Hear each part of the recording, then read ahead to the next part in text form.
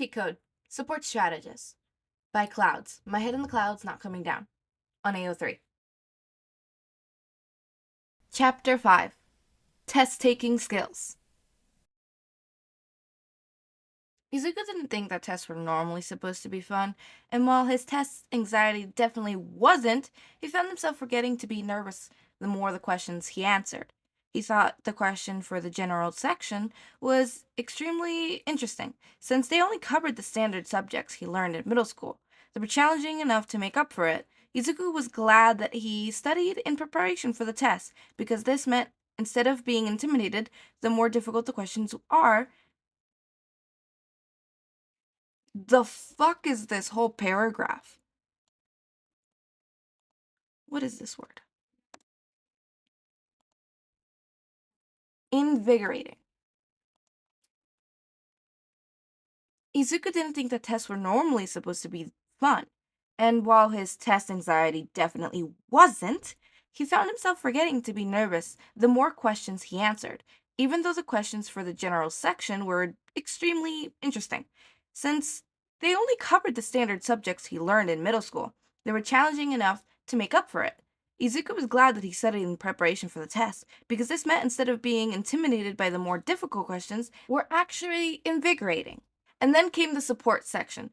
Izuku assumed that part of its purpose was to gauge each student's potential for other tracks, because the questions were pulled from all three. Izuku felt like he did decently well on the design questions, even if that wasn't exactly his passion.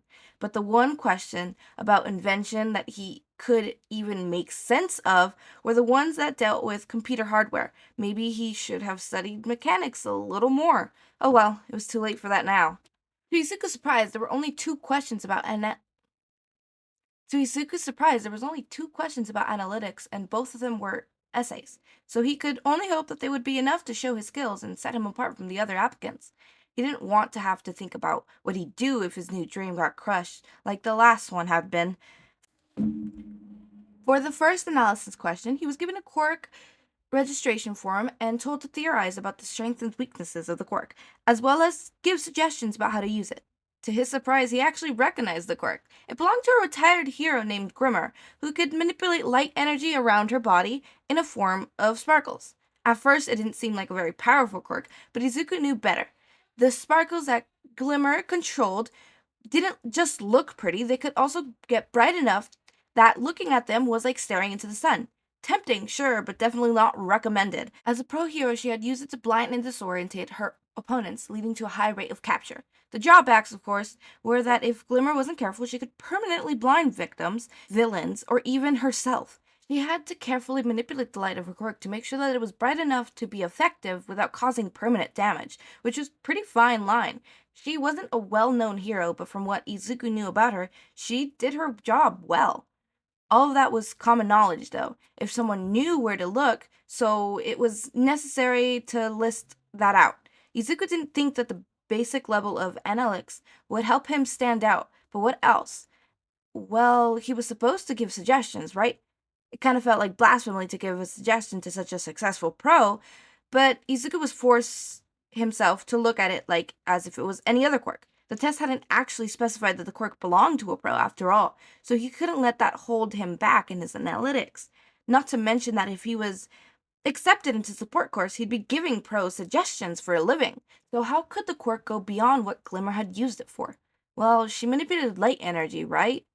But Izuku's eyes widened, and he started writing his ideas as fast as he could structure them out. Not all light was visible, so what if she could manipulate not only intensity of the lights, but also wavelength?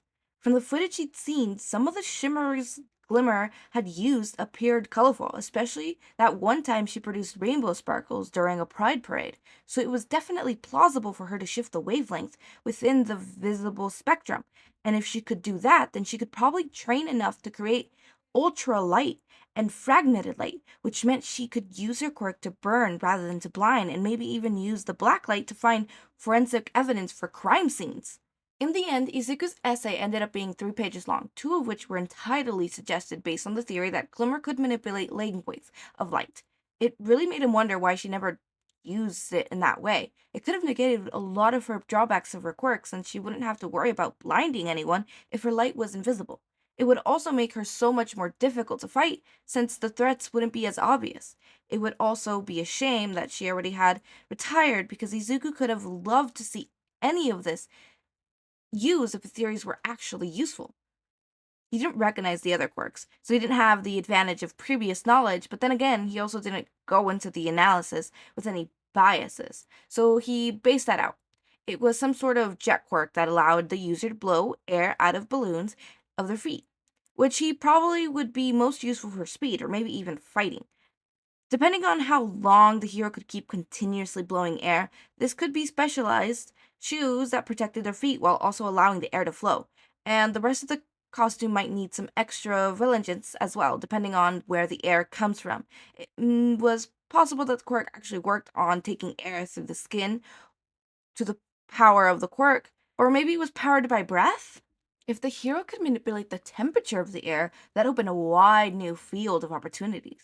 He could use hot air to make himself rise faster, or cool air to help victims during fire rescues. There was just so many possibilities, but Izuku limited those speculations to less than a page. He didn't know if temperature manipulation was actually within the limits of the quirk, so he didn't want to waste too much time on suggesting that might not actually be useful. Instead, Izuku tried to focus on the analytic idea that were possible with the only information he'd been given.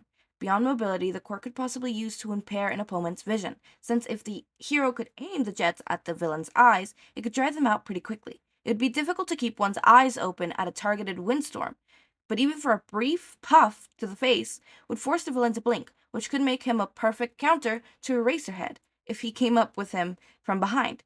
Izuku debated about whether he should actually include that tribute before deciding to just leave it in.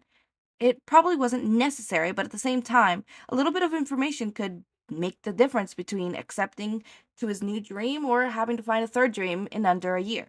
So Izuku didn't want to take any chances. It couldn't hurt, right? Unless they were thought as creepy. What if they thought it was creepy? But then again, the entire analysis section was kinda creepy, just by the way it was designed. But what if his classmates were right and his notebooks weren't useful at all, and he made UA hate him because he saw too many weaknesses in their quirks and gave him? Izuku hurried to finish the essay before he could work himself into a panic about it being useful for the rest of the time to check his answers in the general section as a way to distract himself. He was already here at UA taking the entrance exam, so it was way too late to second guess himself now, right? And maybe UA would be like Mina, who didn't really think it was creepy at all, but maybe that was because Mina was a little creepy herself. By the time Power Loader announced the end of the test, Izuku had successfully taken himself down from an anxiety attack. Ectoplasma must be one of the teachers at UA because it was his clone that came to collect everybody's tests once time was called. It was kind of surreal that there were so many real pro heroes in the building right now. Izuku hoped that if he actually got into UA, he'd be able to retain his inner fanboy enough not to make a fool of himself around every single one of the teachers. Oh boy, yeah, that's gonna be a problem. As soon as Ectoplasm grabs his test, Mia was immediately back into Izuku's personal space, screaming like a madwoman. How did you do, Izu-chan? I bet those analysis questions were a piece of cake for you, huh? I could make so many babies to help those heroes. It's amazing. I already have so many ideas. Maybe that's why I built in for the practical, but I'm so much other babies too. Oh, this is gonna be so much fun. Izuku couldn't help but smile as Mia crackled, even if the other examinees were shooting them strange looks, but her rampage reminded him that he still doesn't know what his practical was gonna be. Analysts didn't have anything physical to show off, unlike inventors and designers, who were they gonna ask him to do? What didn't Powerloader mention in along with the other courses? After a few minutes, they were excused to make their way to the practical exam. That was a flurry of movements of all examinees stretching and gathering their things to leave the room. Izuku turned to me and smiled. Good luck on your practical, Mi-chan. I hope you make it in. My babies are amazing. The producers won't be able to ignore them, Mi declared confidently. And you're not allowed to fail either, Izu-chan. I have to make it into UA, so you and my babies are amazing. The My babies are amazing. The producers won't be able to ignore them, Mi declared confidently. And you're not allowed to fail either, Izuku. You have to make it into UA so we can make awesome babies together. Izuku sputtered and turned red, but Mii was already skipping towards the doors. He definitely is going to have to get used to the way she phrased things. Did she even realize she sounded, or did she not care? Honestly, from what Izuku had seen from her so far, it could be either one. So it was comforting to know that he'd at least have one friend if he made it into the support course. Well, one friend who didn't hate him at the very least. That was going to be weird. Izuku shook his head and grabbed his bag, then made his way to the front of the room, where Power Loader was sitting at the large desk next to the pro hero, Midnight, who must have arrived sometimes while they were talking about the written exam. Izuku didn't want to interrupt their conversation, but he also didn't want to be late for their practical just because he didn't know where it was. There was probability that the signs were outside that he could follow, since it seemed to be the case for the inventors and distraction colors. But the consideration that Power Loader hadn't even mentioned the analysis track since Izuku had arrived, he wasn't willing to bet on that. Izuku hesitated for another moment before speaking. He was gonna feel so stupid if they told him just to follow the signs. Excuse me. Midnight stopped halfway through whatever story she was telling, and both heroes turned to look at Izuku, who fidgeted in place at the sudden attention. Hey, hot stuff, Midnight purred. What can we do for you? I was just wondering, Izuku grimaced. Way to make a good first impression. Do you know where the intelligence analytics test will be? I mean, of course, you know you're in charge. It's just that you didn't say anything about it.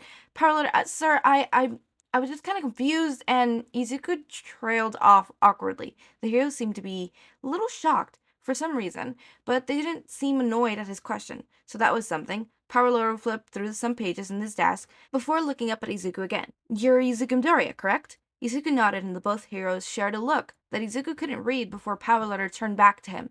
Sorry for the confusion, Midoriya. It's just that most years we don't actually get any applicants for that emphasis, so it's easy to forget it exists. Since you're the only one applying, it honestly slipped my mind, so I went on autopilot and gave the same spiel I give every year. Sorry. Oh, Izuku swallowed, suddenly even more insecure.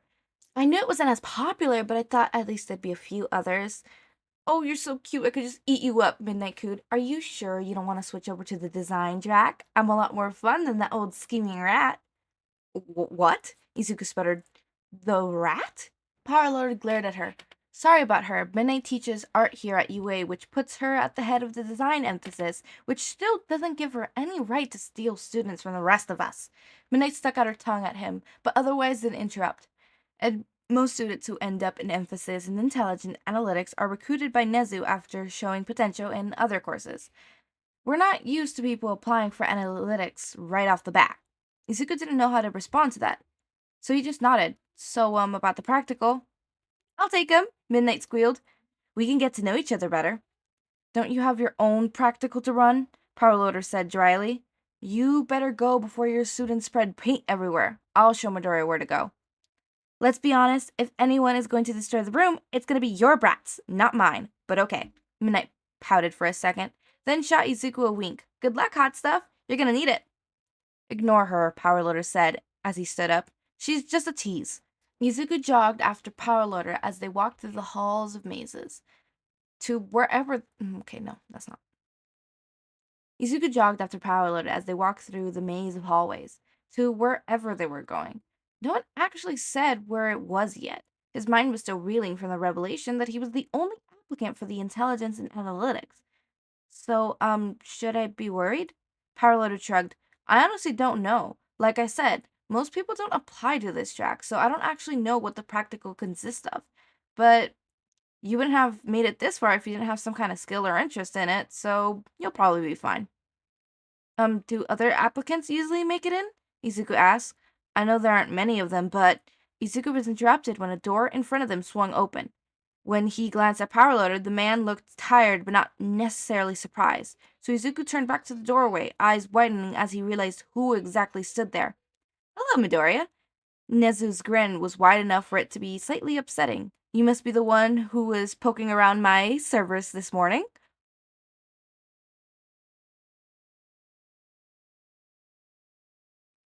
Okay, now normally I don't see a lot of Izuku and Nezu fanfics where they're like teacher student and it's like a cute little bond where like Nezu teaches Izuku stuff.